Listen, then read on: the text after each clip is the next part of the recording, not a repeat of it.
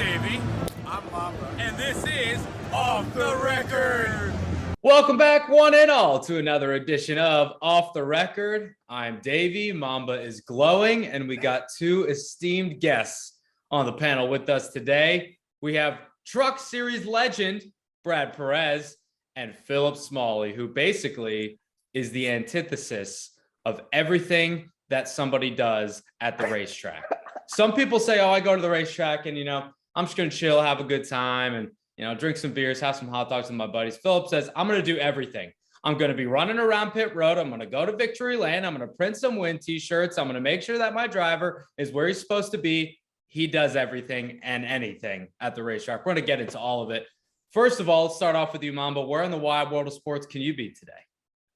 I am in COTA. Okay. I have come to COTA now 3 times this year. Never been one time until this year. I'm looking at apartments in Austin. I heard Rainy Street's really fun, so I'm checking that out. Maybe West 6th. I've had a good time here. It's been a good experience in Austin every time I come up. So it's been fun. But from Saturday to today, I will have been on a plane every day this week. So that's been a thing. So yeah, you're just trying to get on that Phillip Smalley status in terms of airfare, isn't that right, Phillip? Yeah. I think we're about tied right now, but he's gonna pass me if he keeps that up. I'm trying. I had to use a lot of points for this one though, so it's kind of like, but it's nice to have the points to use. But I had to use more points than I really wanted to.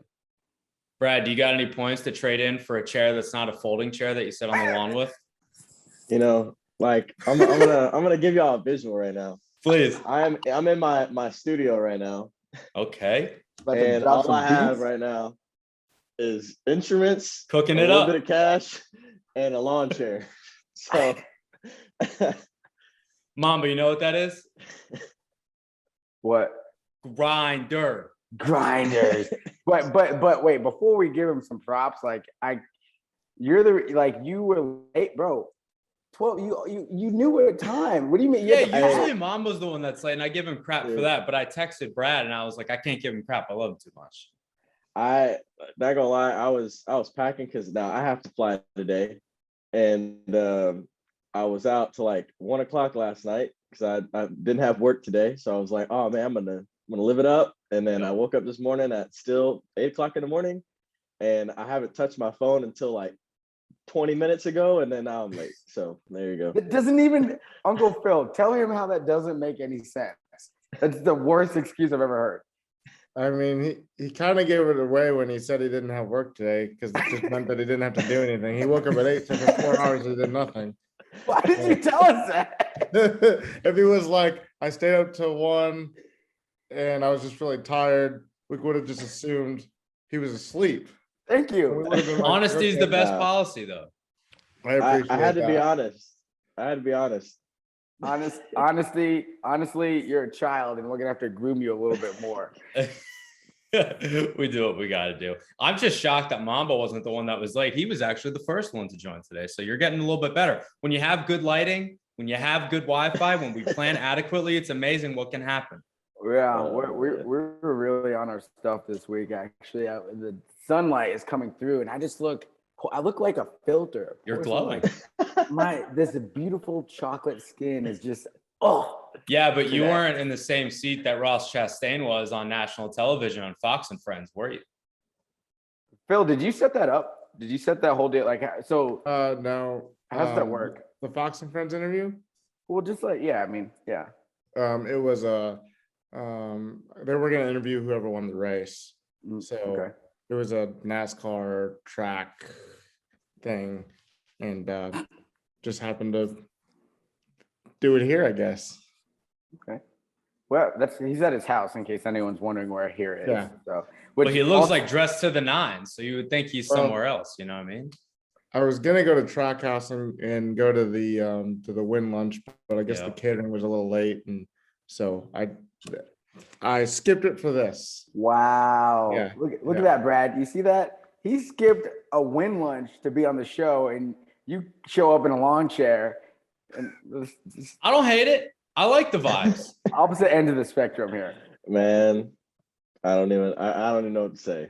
When we I'm go to just gonna- Brad's first win lunch, we can bring lawn chairs. That would actually, I'm down with that. I'm down. So like, honestly though, like, cause I'm in Coda and obviously, Brad hit the scene here.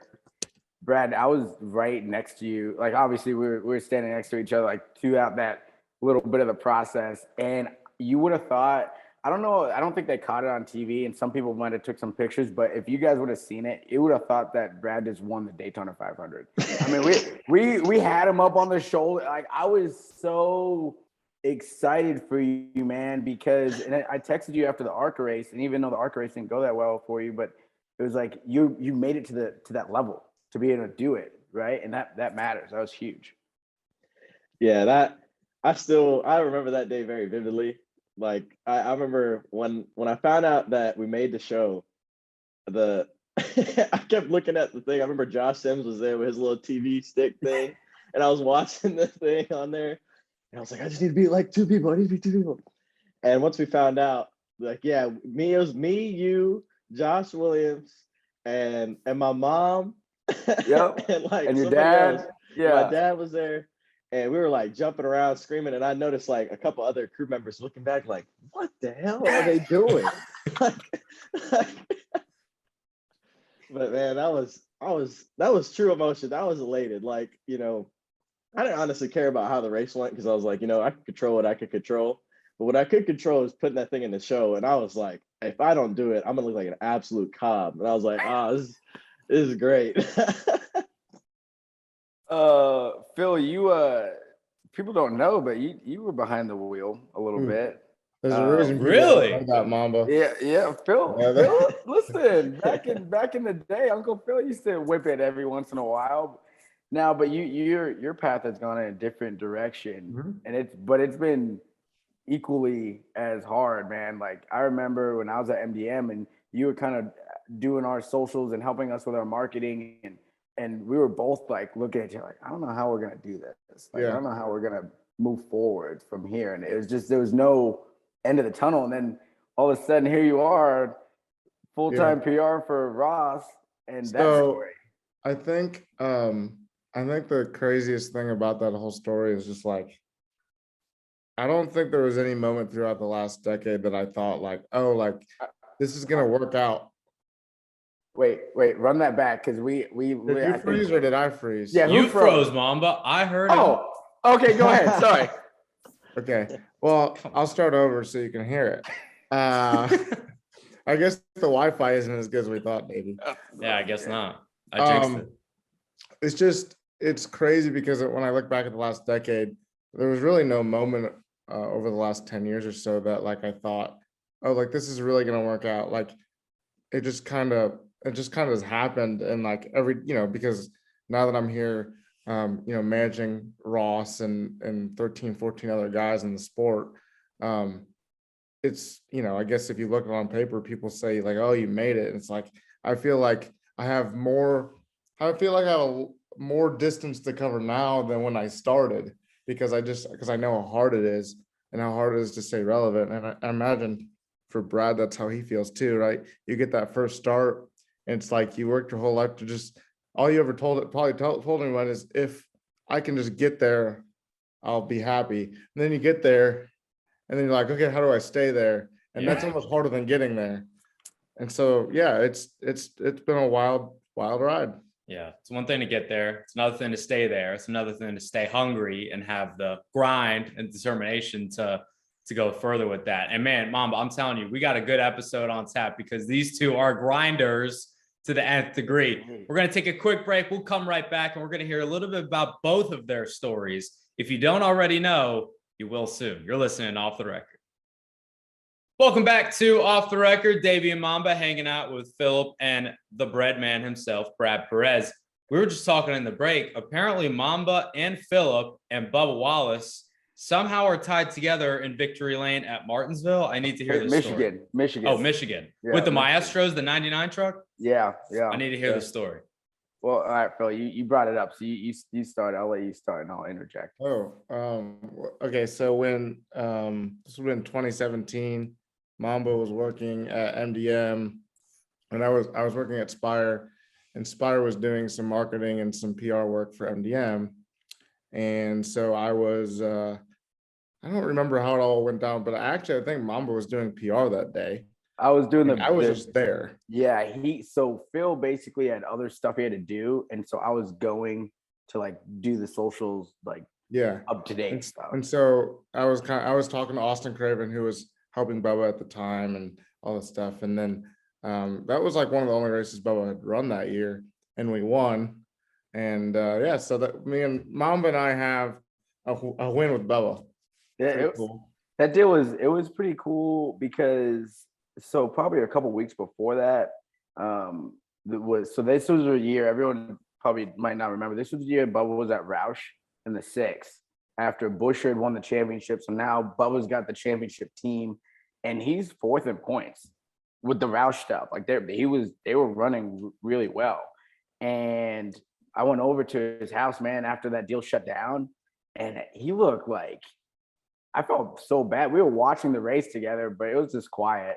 Like it was me, him, and Amanda, and we didn't really talk much. I just wanted to be there for my boy. You know what I mean? Like he's had this great year, and now he's out of the ride and didn't know what was next. And Austin Craven put that deal together with Maestros, and we won, which was nuts. And we were an ARCA team. It was the team that it was like Shane Huffman was the crew chief, and it was a really cool. Yeah, it wasn't a full-time truck team. They ran like hit or miss races, and they went out and won that race. So yeah, it was pretty cool. It was a big moment for sure. Yeah. Speaking of big moments, I want to go back to Coda for a little bit. I want to focus on Brad. I was texting Brad during that whole weekend because this is when I was off Mamba. I was getting my groove on the cruise, and I was getting my tan on.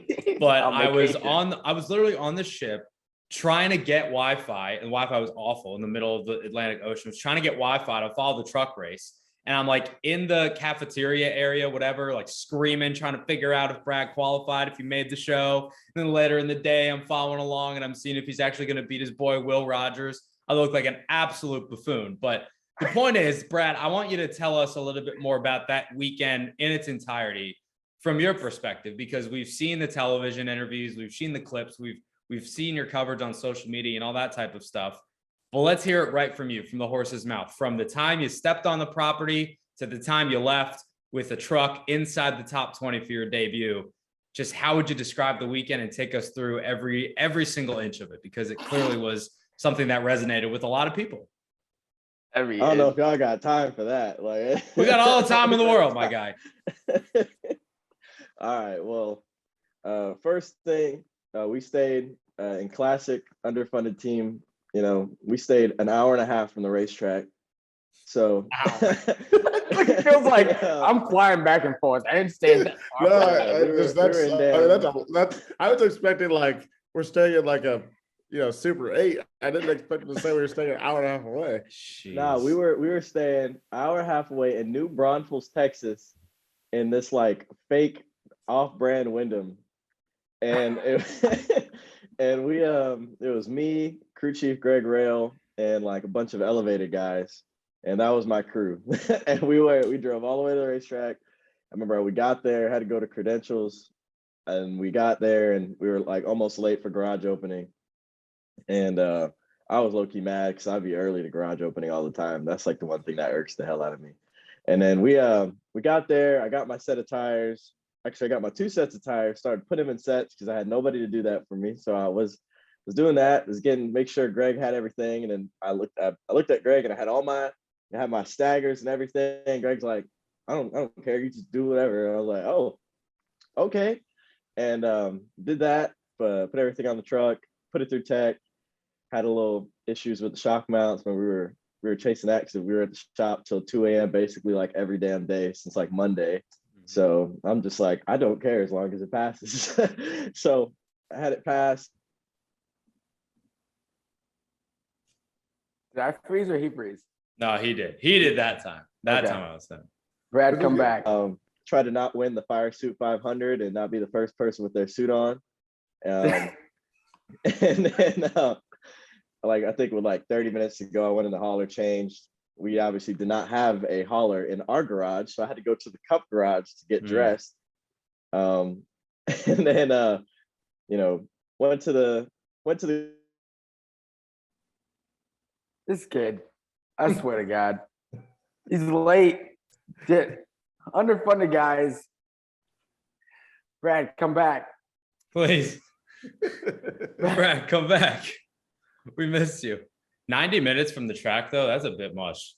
I've never been that far. I've been an hour, but 90 minutes is a You lot. think he's still talking? Okay, hang on. Yeah, he hang on, definitely hang is on. still talking. It cut out. Yeah. Oh, yeah. Damn. From the time you got dressed to you just coming back right there, we have no idea what you I'm gonna amend the question. I think Instead he of froze every intricate detail, let's fast forward a little bit to qualifying and then the race. How about that? Oh, he's back. All There he right. is. All right, so I have 2 internet sources in my house, and it automatically went to the wrong internet source. Of course it did. All right, yeah. So what? Rephrase the question, so I'm not here all day. Okay. From qualifying and when you made the show through the race and when getting a top 20 finish. Let's go through that. and This we'll is see the if you most. freeze This up. is the most Brad. I feel like show of all. Like You this ain't is seen nothing perfect. yet. Me and Phil are just Yeah. like, look at this kid. Like, oh my god. I think he's awesome. I'm gonna sign him. RIP to our I producer. think he's gonna be a superstar. Oh my god. All right, let's go, superstar. All right. So anyway, yeah, first time I had driven a truck that was not from Darlington backstretch to the front stretch was when I hopped in the truck for practice. And then so yeah, after that I was like, man, this is probably the worst. This is the worst. Like I am so bad right now.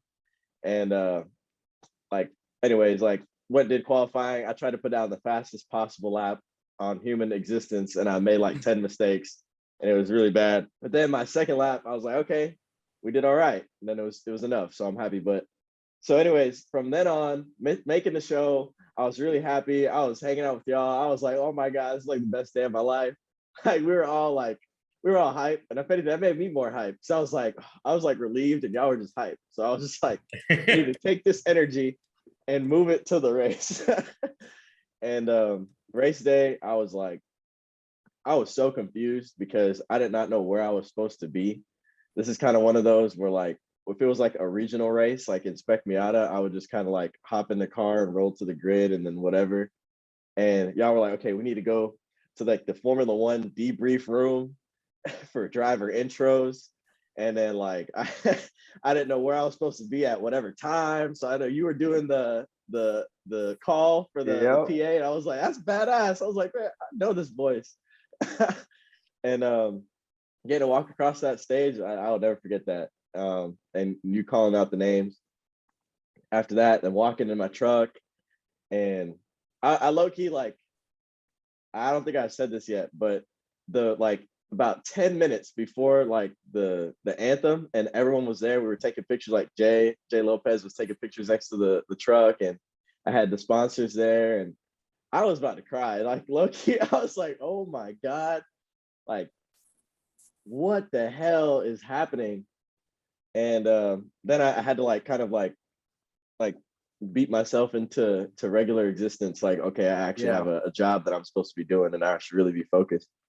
And after the anthem, it went serious. And after that, it was like, honestly, from the moment the green flag dropped to like the moment the checker dropped, it was just a Spec Miata race. It's just, you got all your good guys where the good guys supposed to be. You got all the good guys and okay equipment, and you had the bad guys and good equipment. And then there was me trying to figure out where the hell I'm supposed to be.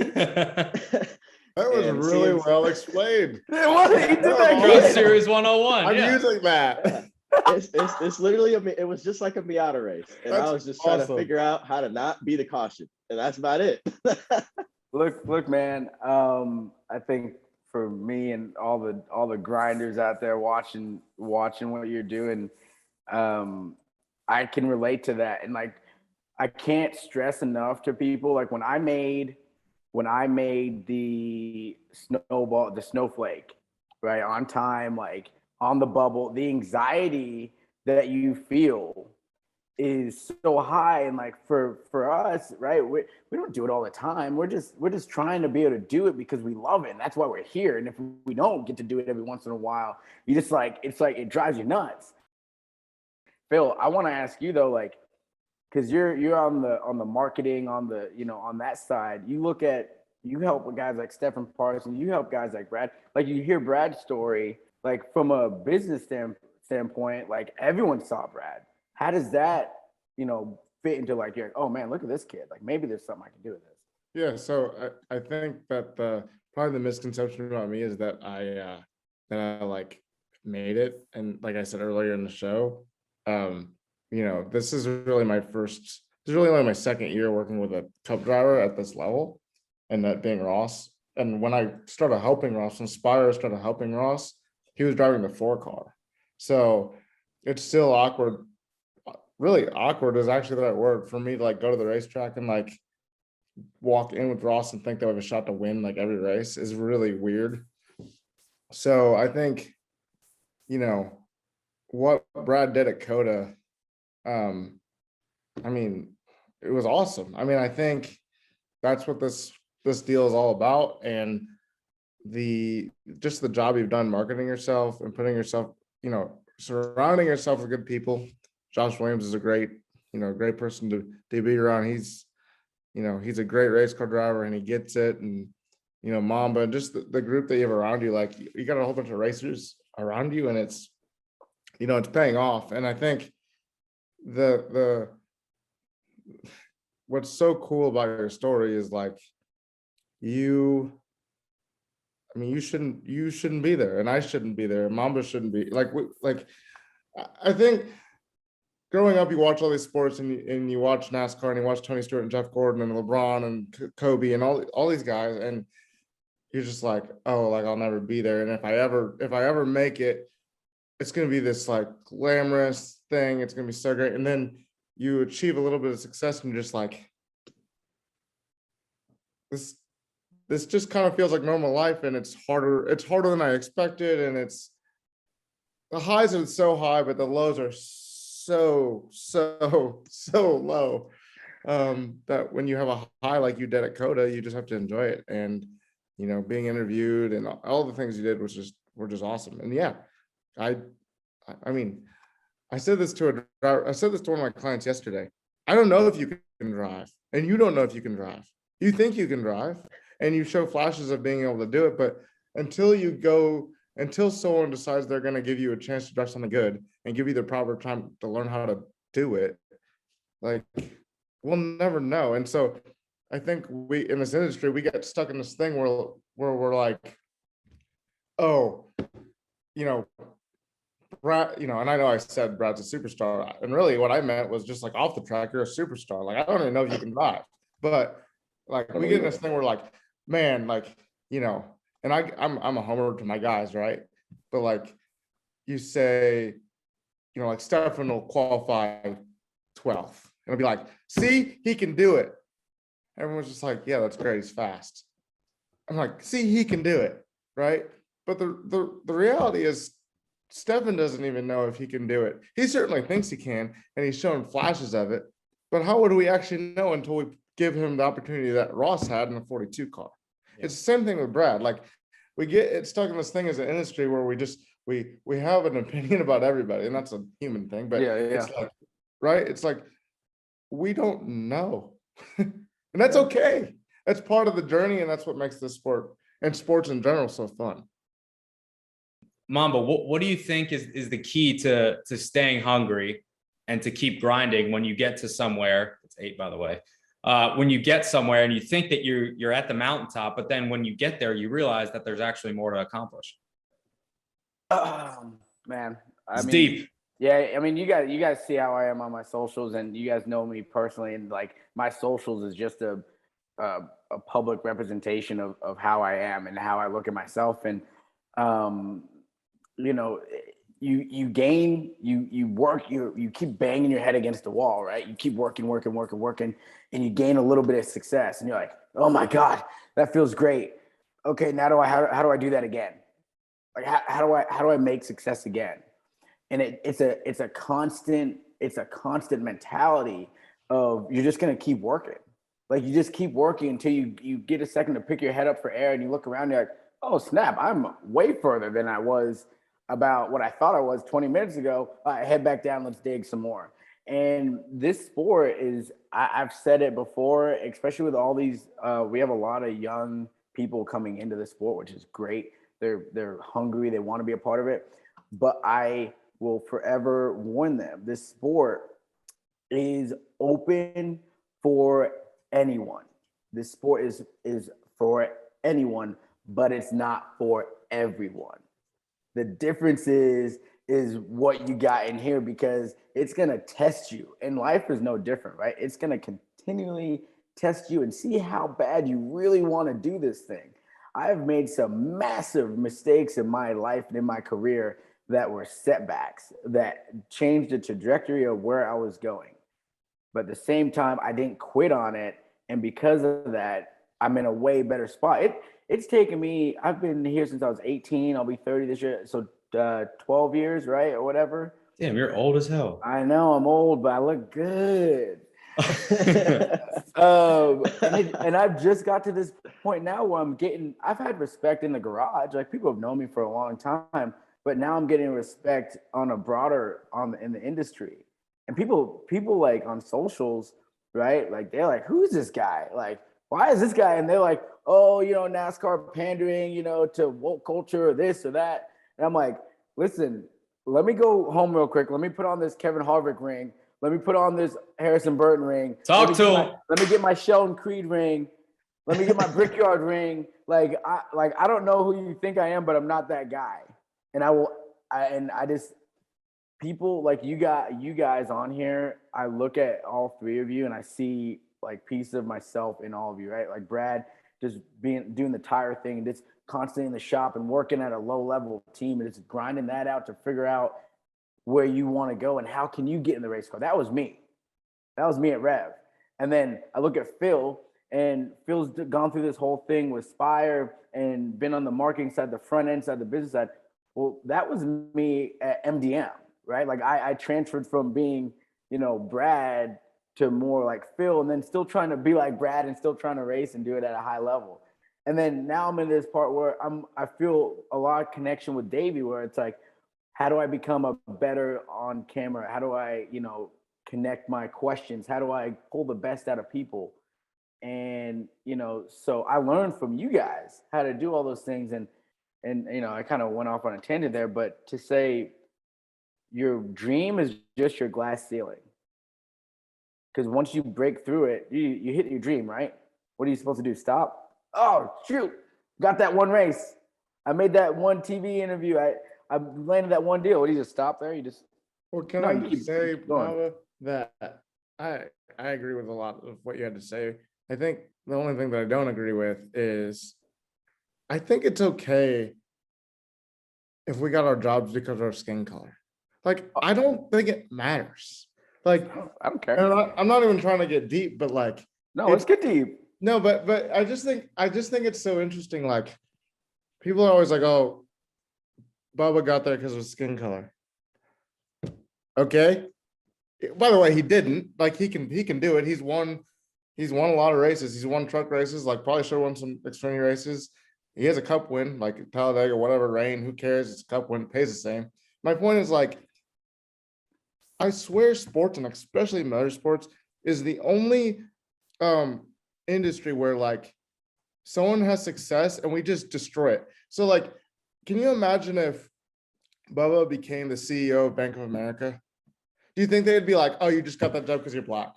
You think that's what they would lead with? They might say that, right? Damn. But do you think that they would lead with that the way they do in NASCAR or other sports? Like I have no problem being half black. I'm the whitest black guy on the planet. I know that. I'll say that out loud all day. I'm good with it. It doesn't offend me. Like, I'm not offended by that. If I was purple, tell me I'm purple. Like, what's wrong with facts, right? Yes, it's harder to be a person of color in America. It still is.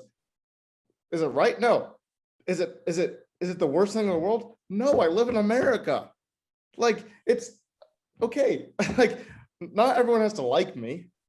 I don't have to like everybody because I live in America. Like, it's just, I get to this point where I'm just like, people say, oh, Danica sucks.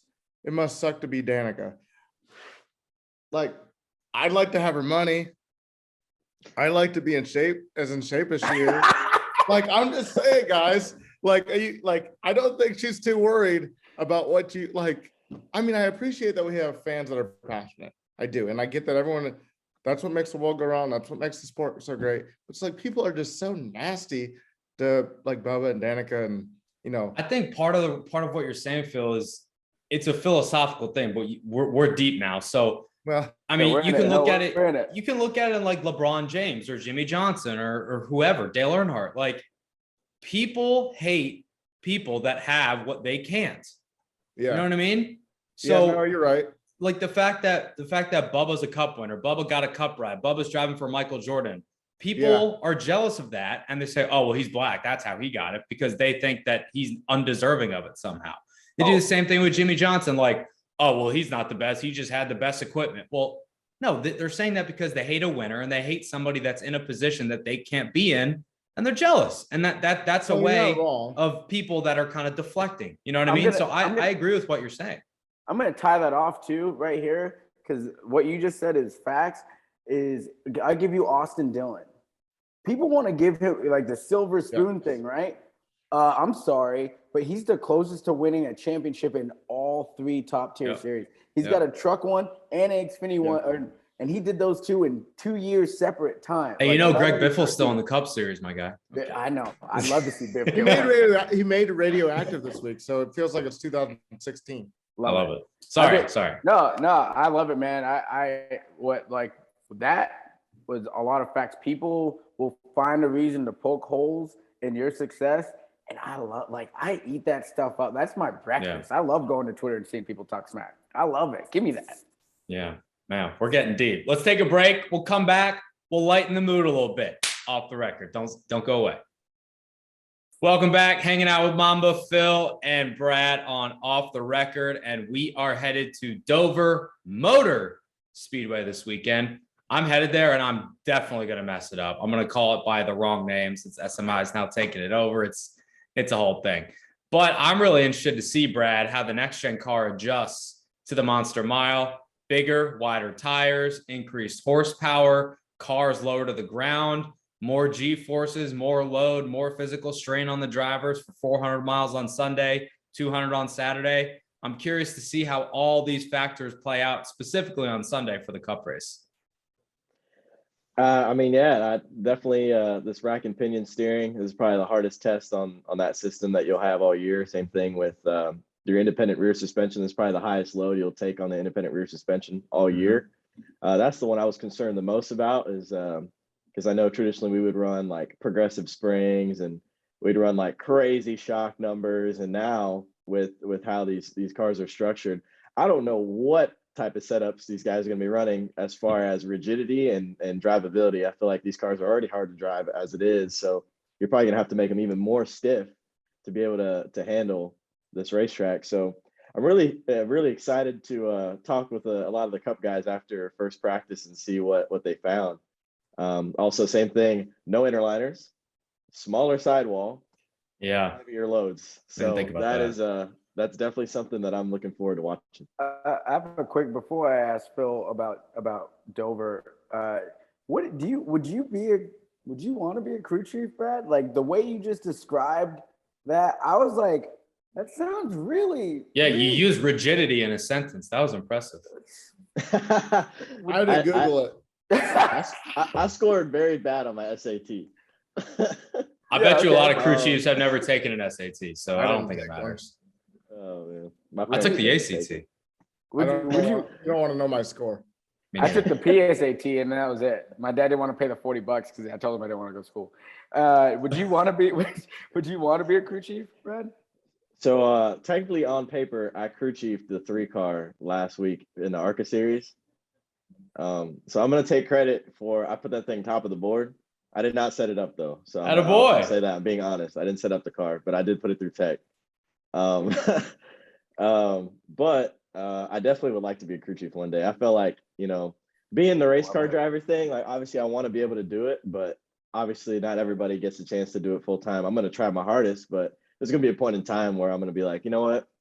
let's settle down and do something to help somebody else. So I definitely want to be a crew chief. I wanted to be a team owner, honestly, when I get older, if it's still financially feasible. You ain't got that Phil Smalley money though. Well, I ain't buying any racing anytime soon, so you don't want that. But yeah, I definitely would like to crew chief one day, like actually be in the role or engineer full time. Yeah. I love that. Phil, so what I wanted to ask you was, Dover's in a strange market as far as where it is. It's just in a weird geographical location compared to most things. And when we go there, there's really not like anything crazy right there that you can go do and whatever. From a marketing standpoint, how do you sell, a Dover type of region? You know what I mean? Like, what's the, what do you do there? Well, we can have a whole nother podcast about this. I think Dover's a hard market. It is a hard market. I think what you see with Dover a lot, unfortunately, is they're like throw-in races for big sponsors. Like, hey, we'll give you the Daytona 100, but we need you to do Dover because we can't sell it. I think for guys like Brad that are grinding, Double digits, I think. I think that, yeah. To just find tire money, find 10 grand, find 25,000 for whatever, it's a hard market to find that, because I don't think I just don't. What happened there? I don't know, my camera messed up. I'm back though. Okay. Flat tire. It's not really close to any. I mean, you're like what, an hour and a half from Baltimore, and you're like an hour and a half from Philly. You're kind of in a weird spot. You got to get there for us. Like, you got to drive through DC, which is horrible.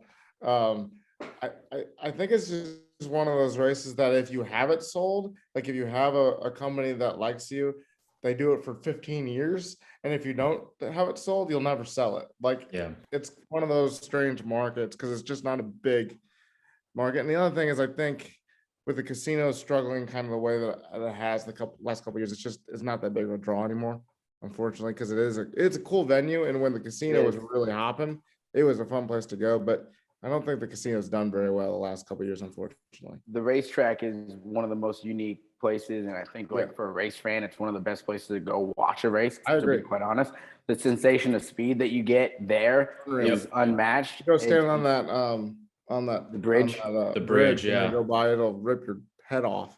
That's not what he was about to say. That's not what he was gonna say. No,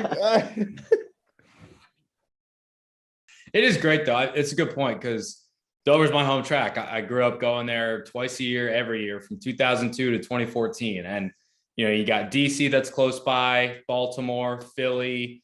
It's basically like the mid-Atlantic track. So it's in a geographically unique location. And even though it's kind of been on the down spiral for a little bit in the last couple of years, and some people are theorizing that SMI just bought it so that they can then relocate that date to Nashville when it comes on the schedule or whatever. I think Dover deserves and has a very important place on the Cup Series schedule geographically, because there's a lot of chatter about the Southeast being saturated, oversaturated, whatever, West Coast getting those fans, their West Coast swinger races.